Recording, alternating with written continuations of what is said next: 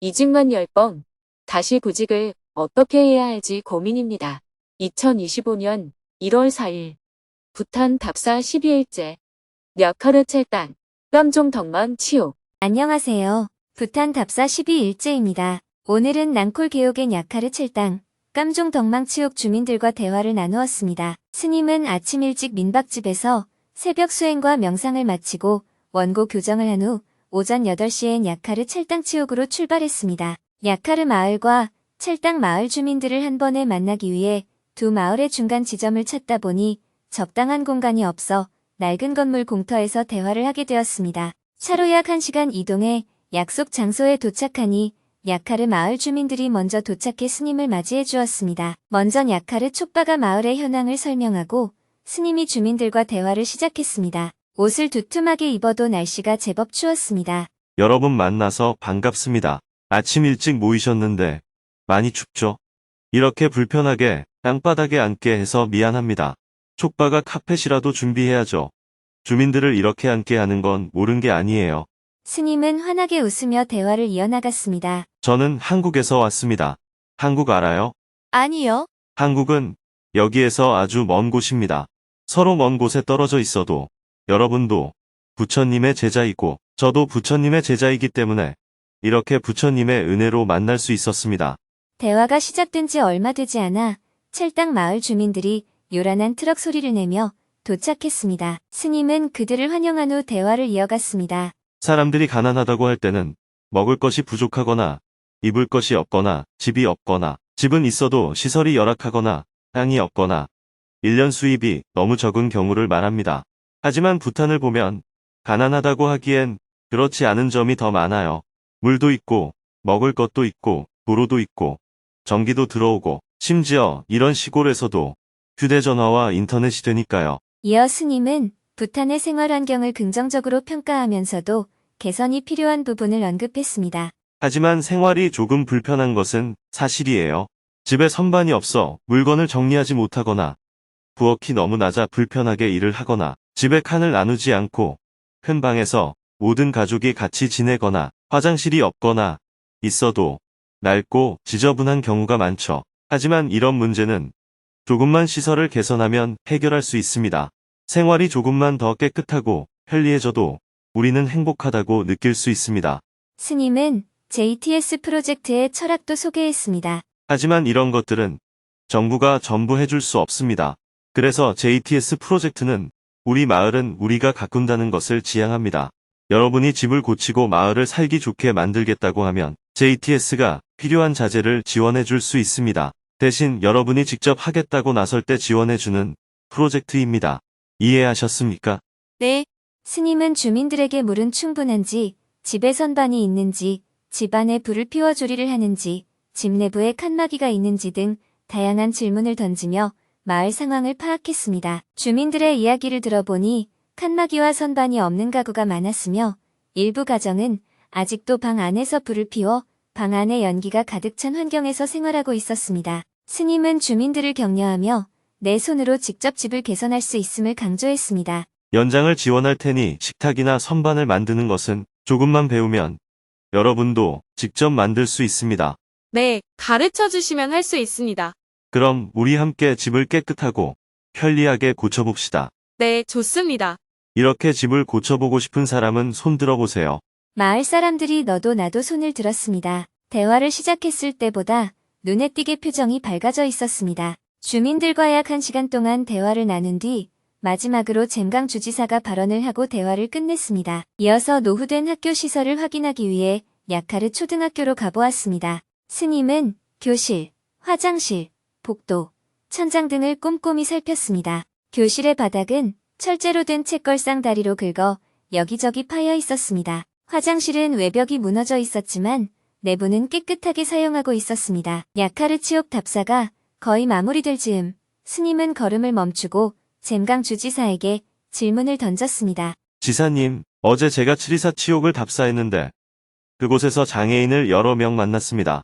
마을 주민들도 장애인을 위한 시설을 요청했습니다. 한 아이는 지적 장애가 있어서 하루 종일 동네를 서성이며 지내고 있었습니다.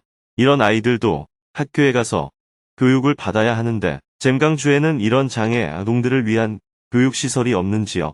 이에 대해 주지사는 설명했습니다. 현재 부탄에는 동부와 서부 두 곳에만 장애인 특수학교가 운영되고 있습니다. 아직 각 주별로 장애인 학교가 있는 것은 아닙니다. 저도 트리사에 있는 그 아이를 알고 있습니다.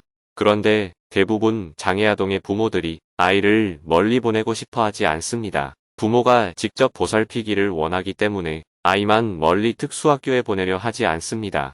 스님은 장애 아동의 교육 필요성을 강조하며 의견을 제시했습니다. 그래도 아이를 위해서는 특수시설에서 교육을 받아야 합니다. 중부 지역에 장애 아동들을 위한 시설을 마련하는 것이 필요할까요? 중부 지역에서는 예빌랍사 같은 큰 학교의 장애인 교육시설을 갖추는 게 좋을까요? 주지사는 잼강주의 현황을 설명했습니다. 잼강주에도 특수시설을 갖춘 학교는 있습니다. 잼강고등학교와 잼강초등학교가 교육부에서 지정한 특수시설 학교입니다. 하지만 초등학교에는 장애 아동을 위한 기숙사 시설이 없어서 민간단체에 투자를 요청했지만 까다로운 자격 조건 때문에 최종적으로 거절되었습니다. 특수시설에서 교육받기 어려울 정도로 장애가 심한 학생들은 동부나 서부의 특수학교로 보내 교육을 받고 있습니다. 그럼 특수 교육을 할 수 있는 선생님들은 확보되어 있군요. 전문 교육을 받은 선생님들이 꼭 필요합니다. 네, 잼강주에는 전문 교육을 받은 선생님들이 있습니다. 스님은 장애인 시설의 중요성을 다시 한번 강조하며 대안을 제안했습니다. 앞으로 지체부자유 아동들은 점점 늘어날 가능성이 많습니다. 그래서 각 주마다 하나씩 특수교육시설을 갖추는 것이 필요합니다. 민간단체에 계속 요청해 보되 불발되면 JTS 프로젝트의 후반부에서 이 사업을 별도로 진행해 보면 좋겠습니다. 이런 특수교육시설은 단순히 자재를 지원한다고 되는 일이 아닙니다. 전문가들이 장애인을 위한 맞춤형 시설 설계를 해야 합니다. 만약 정부에서 특수학교 운영을 위한 선생님을 지원할 수 있다면 시설은 JTS에서 지원하겠습니다. JTS의 철학은 장애가 있든 없든 어느 환경에 있든 모든 아이가 교육받을 권리가 있다는 것이기 때문이에요. 주지사는 이 제안을 긍정적으로 받아들이며 대답했습니다. 네, 알겠습니다. 스님은 이어 잼강주의 빈곤율 문제를 지적하며 구체적인 통계를 확인해달라고 요청했습니다. 지사님, 우리가 잼강주의 빈곤율을 낮추려면 현재 진행 중인 사업만으로는 어려울 겁니다. 집수리와 농수로 개선 사업은 빈곤율을 산정할 때 사용하는 데이터와 연관성이 얼마나 있습니까? 빈곤율 산정에 사용되는 데이터가 어떤 것인지 확인할 필요가 있습니다. 그래야 나중에 사업 성과를 보다 정확히 측정할 수 있을 것입니다. 네, 알겠습니다. 이후 스님은 야카르 초등학교 답사를 마무리하고 11시가 넘어 다음 답사지인 깜종 마을로 이동했습니다. 깜종절 입구에 도착하니 마을 주민들이 스님을 기다리고 있었습니다. 스님은 주민들과 인사를 나눈 후 법당으로 올라가 참배를 마치고 주민들과 대화를 시작했습니다. 깜종 마을 촉바가 마을 현황을 소개한 후 스님이 인사말을 건넸습니다. 촉바 이야기 잘 들었습니다. 여러분, 만나서 반갑습니다. 저는 한국에서 왔습니다.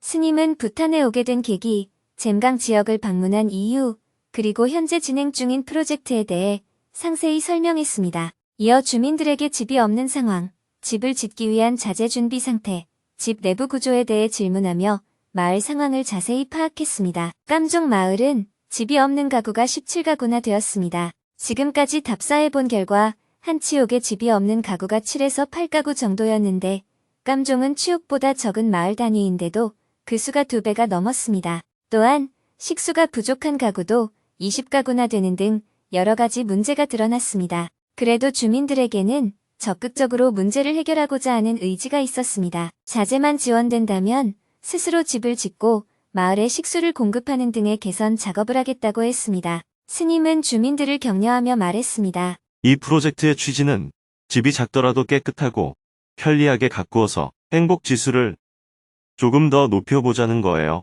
이런 일은 정부를 기다리지 않고도 우리가 충분히 할 수 있잖아요. 네, 할 수 있습니다. 그래서 우리 집을 고치는 것, 마을을 살기 좋게 만드는 것은 우리 스스로 하자는 겁니다. 네, 그렇게 하겠습니다. 스님은 주민들과의 대화를 마치고 마을 사람들이 준비해준 점심 식사를 한 뒤 덕막 마을로 이동했습니다. 덕막 마을로 가는 길은 울퉁불퉁하고 구불구불했습니다. 약 30분 정도 지나자 저 멀리 절과 주민들이 보이기 시작했습니다. 스님은 마을 주민들과 인사를 나눈 뒤 법당에 참배하고 마을 회관으로 이동했습니다. 회관에는 약 20명의 주민이 모여 있었습니다. 덕망 촉바가 마을 상황을 소개한 뒤 스님이 인사말을 건넸습니다. 덕망 마을 역시 집이 없는 가구가 많았습니다. 겉으로 보기에 집들이 잘 지어져 있고 울타리도 잘 쳐져 있었지만 조사 결과 집이 없는 가구가 8가구에 달했습니다. 특이한 점은 대부분 집을 짓기 위해 노력하고 있다는 것이었습니다. 2가구는 아무 준비가 되어 있지 않았으나 나머지 6가구는 나무를 준비했거나 시멘트만 있으면 되거나 지붕만 올리면 된다는 식으로 상황이 달랐습니다. 주민들은 필요한 자재를 구체적으로 요청했고 자재만 있다면 스스로 집을 지을 수 있다는 강한 의지를 보였습니다. 스님은 주민들과 약 1시간 동안 대화를 나눈 후 집이 없는 가구에는 필요한 재료를 지원하고 마을에 시멘트로 길을 내고 밭에 울타리를 치고 상수도를 수리하기로 했습니다. 또 각 가구가 필요한 집 수리를 해서 주거 환경도 개선해 보기로 했습니다. 이 모든 것을 다 할 수 있겠어요? 너무 서두르지 마세요. 오늘 논의된 사항은 3년 동안 천천히 해봅시다. 스님의 격려에 주민들은 더욱 의지를 다졌습니다. 대화를 마친 뒤 덕망 주민들은 정성스럽게 준비한 보시물을 스님에게 전했습니다. 스님은 보시물을 주민들이 나누어 쓰도록 하고 촉바에게 주민들을 위해 사용해달라며 보시금을 전달했습니다. 4시가 되어 오늘의 답사를 모두 마쳤습니다. 잼강 주지사와 작별 인사를 나눈 뒤 숙소로 돌아가는 길에 올랐습니다. 돌아오는 길에 스님은 깜종에 위치한 무너진 탑에 들렀습니다. 한 스님이 이 탑을 다른 곳으로 옮겨 복원하고 싶다고 했습니다. 탑은 심각하게 훼손된 상태였습니다. 스님은 탑터를 한참 살펴본 뒤 조언했습니다. 탑을 옮기는 것은 일이 너무 많을 겁니다. 지금 상태에서 보수하는 것이 더 나을 것 같네요. 이곳에 원래대로 복원하겠다고 하면 지원하도록 하겠습니다. 6시 30분에 숙소에 도착해 일행들과 저녁 식사를 하며 오늘 답사한 내용에 대해 이야기 나누었습니다. 스님은 앞으로 잼강주에서 동시다발적으로 진행될 프로젝트를 언급하며 예상되는 과제를 설명했습니다. 잼 강주에서 사업이 본격적으로 진행되면 놀부님과 같은 기획관이 최소 5명은 필요할 겁니다. 놀부님은 프로젝트를 진행하면서 동시에 행정관들을 훈련시켜야 할 겁니다. 스님은 놀부님의 노고를 미리 예측하며 중앙정부와 협력하는 방안도 고려해야 한다고 덧붙였습니다. 첫 1년이 어려울 겁니다. 그러나 1년 동안 일의 순서를 잘 잡아두면 그 이후에는 자연스럽게 흐름을 따라가게 되어 있습니다. 하지만 첫 해는 경험도 없고 그림도 없어서 쉽지 않을 거예요. 중앙정부 소속 이신임이 말했습니다. 행운을 빌어요. 스님은 웃으며 말을 정정했습니다. 우리 함께 행운을 만들어 갑시다. 그렇게 말해야지요. 고단한 하루였지만 모두 함께 웃으며 하루를 마무리했습니다. 내일은 분리지역 호수를 답사하고 키칼치옥의 주민들을 만나 대화를 나눈 후 잼강 주지사와 회의를 할 예정입니다. 오늘은 법문이 없었기 때문에 지난 16일 성남시에서 열린 행복한 대화 증문즉설 강연 내용을 소개해드립니다. 이직만 10번, 다시 구직을 어떻게 해야 할지 고민입니다. 저는 40살이 된 백수입니다. 제가 그동안 이직을 한 10번은 한 것 같아요. 최고 오래 다닌 회사가 2년 정도였습니다. 지금은 백수 생활이 너무 행복하고 좋아요. 저는 예전 직장 생활이 불행했습니다. 다시 구직 활동을 하면서 면접을 보니까 이직을 많이 한 것에 대해 면접관들이 너무 안 좋게 보시더라고요. 면접을 몇 군데 봤는데 계속 떨어졌습니다. 다시 직장 생활을 하려니 과거의 불행한 경험이 떠올라서 너무 싫고 공포스럽기도 합니다. 그렇지만 저의 통장 잔고가 거의 바닥이 나고 있어 다시 구직 활동을 하긴 해야 합니다. 저는 어떻게 해야 될까요? 질문자는 정규직을 하지 말고 계약직만 신청하세요. 어차피 정규직을 해봐야 그만둘 건데 굳이 정규직을 할 필요가 없잖아요. 계약직으로 일해보고 괜찮으면 연장하고 안 괜찮으면 그만두세요. 계약 기간이 끝나서 회사를 그만두는 것은 내가 회사를 그만두는 것이 아닙니다. 그러나 정규직으로 일하다가 중간에 사표를 내면 내가 회사를 그만둔 것에 해당합니다. 질문자는 계약직을 구하면 일을 구하기도 쉽고 자신의 경력에도 유리합니다. 그러면 아무 문제가 없어요. 네, 현명한 말씀 감사합니다. 정규직을 선호하는 현상이 월급이 많아서 생긴 것이라면 이해가 되지만 그것 말고는 제가 생각하기에는 정규직의 장점이 크게 없는 것 같아요. 사람으로 태어나서 한 회사에 평생 목을 매달고 살 필요가 뭐가 있어요. 이것도 좀 해보고 저것도 좀 해보고 여기도 가보고 저기도 가보고 이렇게 살면 좋잖아요. 생각을 지금보다 자유롭게 해보세요. 어떤 여성분이 본인은 결혼을 3번 했는데 자신이 전생에 무슨 죄를 지어서 이렇게 결혼을 3번이나 하게 됐느냐고 제게 물었어요. 그래서 제가 그분께 다시 물었습니다. 당신은 전생에 무슨 복을 많이 지어서 결혼을 3번이나 했습니까? 저는 결혼을 한 번도 못 했는데 그분은 3번이나 했으니까 큰 복이잖아요. 결국 사물을 어떻게 보느냐의 문제입니다. 결혼을 3번 한 것이 불행인지 행복인지 그런 이야기를 하는 것이 아니에요. 기준을 어떻게 잡느냐에 따라서 다르게 볼 수 있다는 얘기를 하는 겁니다. 시골에 가면 혼자 사시는 할머니들이 많습니다. 보통 시골 남성들은 80세에서 85세 사이에 많이 돌아가십니다. 그러나 여성들은 거의 90세가 넘도록 사는 경우가 많아요. 그래서 제가 노인잔치를 열면 할머니들이 다수입니다. 할아버지가 살아계시는 할머니들을 우리가 볼 때는 두 분 다 장수하시니 좋다고 생각하잖아요. 그러나 할아버지가 살아계시는 할머니들은 보통 배우자가 자신보다 나이가 조금 더 많아 대부분 할아버지의 몸 상태가 좋지 않습니다. 예를 들어 할머니가 85세라면 할아버지는 88세 정도 됩니다. 그 정도 나이가 되면 대부분의 남성들은 몸이 안 좋아요. 그럼 할머니는 남편을 돌봐야 하니까 노인잔치나 여행을 갈 때 참여하기가 어렵습니다. 그래서 할머니들이 하는 얘기가 영감 일찍 죽는 것이 큰 복이라는 겁니다. 그래서 남성분들은 조심하셔야 해요. 남편이 오래 사는 것이 복이라고 부인이 느끼게 하려면 짐이 되지 않고 항상 부인에게 잘해 주어야 됩니다. 만약 남편이 이것저것 해달라고 부인에게 자꾸 요구하면 부인 입장에서는 늙어서까지 내가 종노릇 할 게 뭐 있나 하는 생각이 들어서 서로 갈등이 생기게 됩니다. 그래서 요즘 일본에서는 황혼, 이혼, 졸혼이라는 말이 생길 정도로 문제가 자꾸 생기고 있습니다. 사물을 어떤 관점에서 보느냐에 따라 달라집니다. 여러분들은 항상 기준을 높게 세우고 나는 아무것도 할 줄 모른다 이렇게 보는 경향이 있어요. 비정규직도 좋은 점이 많은데 정규직에 목을 매니까 나는 회사를 제대로 못 다닌다 이렇게 보게 되는 겁니다.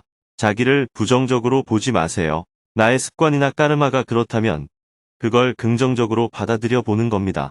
고칠 수 있으면 고치고 못 고치겠으면 자신을 있는 그대로 받아들이고 그에 맞게끔 살면 됩니다.